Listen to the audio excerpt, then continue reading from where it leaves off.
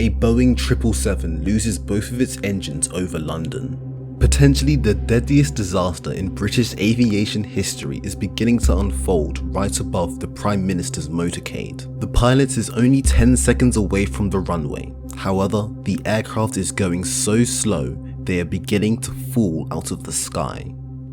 On the 17th of January 2008, a Boeing 777-200 was being pushed back from its gate. On board were 16 crew members and 136 passengers.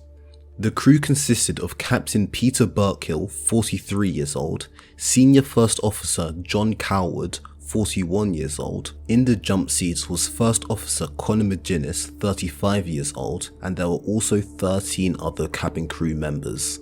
They were conducting a scheduled return flight from Beijing, China to London Heathrow, a 5,000-mile trip. Flight 38 departed from Beijing carrying 79,000 kilograms of Jet A1 fuel. The route crossed over Mongolia, Siberia and Scandinavia at altitudes between 35,000 and 40,000 feet. At around 40,000 feet, the air temperature is usually around -40 degrees centigrade. However, at the time of the flight, air temperature was extremely worse at around -74 degrees centigrade. The flight's crew were aware of the cold conditions outside. Fuel temperature was closely monitored throughout the flight, and if there was any danger of the fuel approaching its freeze point of -47 degrees, they would descend to a lower and warmer altitude. This did not prove necessary, as the fuel temperature never dropped below -34 degrees, despite the air temperature being much lower. This is because as the plane moves through the air, it creates friction with the air particles, heating up the surface of the plane and therefore keeping the fuel warmer. At 2 minutes past noon, approaching the English coast, the aircraft began its descent towards London. At 9,000 feet, the aircraft was established on an ILS approach to runway 27 left at London Heathrow. 83 seconds before touchdown, the aircraft was fully configured for landing with the landing gear down and flaps 30 selected. Trying to maintain their approach speed of 135 knots, the autothrottle demanded an increase in thrust. However, the right engine did not respond. Instead, the right engine began losing thrust. 7 seconds later, the left engine experienced the same problem. 48 seconds before touchdown, the co-pilot noticed that the thrust lever positions had begun to split. Passing 500 feet, Heathrow Tower gave the aircraft landing clearance. Speedbird 38, clear line 27 left, wind 210 knots. Clear line 27 left, speedbird 38. The co-pilot then noticed that the airspeed was reducing below the expected approach speed of 135 knots. On the cockpit voice recorder, the flight crew were heard commenting that the engines were at idle power and they attempted to identify what was causing the loss of thrust. As the flight crew were busy trying to find the problem, the airspeed began greatly reducing as the autopilot pitched the nose of the aircraft up, attempting to maintain the ILS glide slope. As airspeed reached 115 knots, 20 knots below the expected speed, it was becoming increasingly clear that if nothing was done, the aircraft would fall short of the airport, crashing into a nearby housing estate. So in an attempt to reduce drag and increase their glide, the captain retracted the flaps from flaps 30 to flaps 25. The captain also decided to keep the landing gear extended, as these would absorb most of the impact. The aim was no longer to land on the runway, as this was now impossible, but to land within the airport's perimeter and therefore avoiding any populated areas. The captain's actions worked as the descent rate began to reduce. Soon enough, the aircraft struck the ground approximately 300 meters short of the paved runway and 100 meters inside the perimeter fence. The plane slid across the ground and stopped just short of 27 left.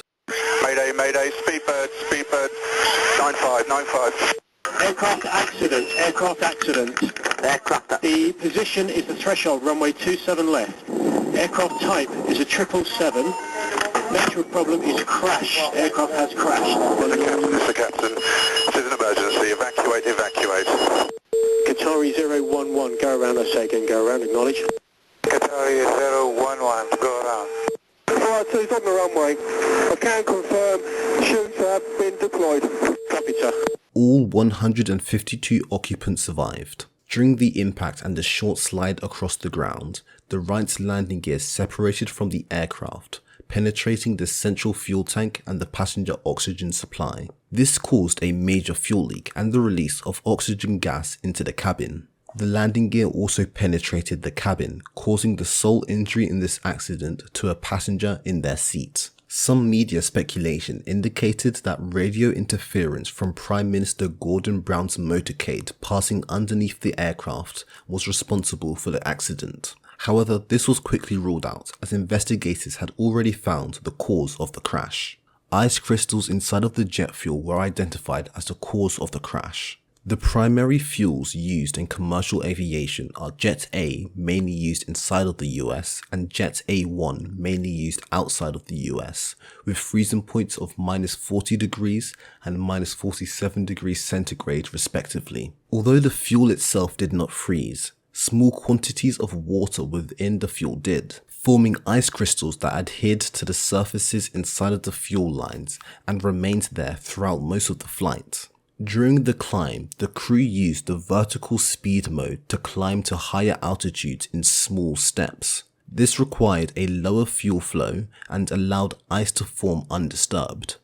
Typically, pilots use vertical navigation or VNAV, which demands more thrust over a longer period, potentially dislodging the ice earlier.